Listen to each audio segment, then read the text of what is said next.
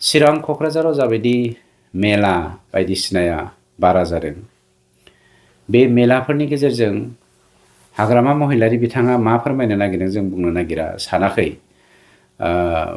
किन्तु बिथाङा फकास खालामाबाबो जों मोनसे बाथ्राखौ स्पष्ट मोननो हादोंदि जोंनि देरफुनाय इयुन जोलैखौ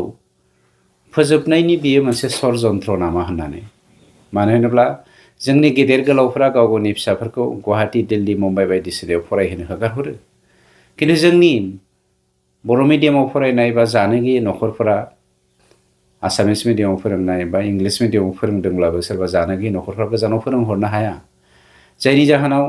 24 आवार जौ जुवा मेलाजों बुंफबनाय बे थासारिजों जोंनि लकेल गथ'फोराव बा हालामाव थानाय गथ'फोरनि सोलोंथाइनि मानदान्दाया जे एखेबारे गाहाय जानो थांगासिनो दङ बे खोन्थाया स्पष्ट नंखायनो मोनसे बाथ्राखौ आं स्पष्ट बुंनो नागिरदों जे गावनि न'खरखौल' दानानै गावनि न'खरखौल' सोलोंथाइ गोनां खालामनानै समाजखौ सोलोंथाइ गैयै बा गाज्रि मोनसे थासारिजों गोजोमहोनो नागिरदोंबा बा अमा गादिला होनो नागिरदोंबा बियो गाव गावनि आथिङाव रुवा खुनायनि अनगा जेबो नङा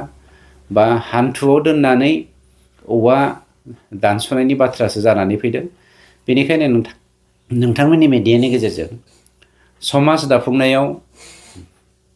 दासो गोरलै थासारि जानानै दङ बे 5 बोसोरनि BPF सरकारखौ बिथां हाग्रामा महिलारिनि दैदेननायाव जेन जोलैया नस्थ' जाया बेबायदि नोजोरजों सरकार दायो बेखौनो आं खावलायनाय थाबाय।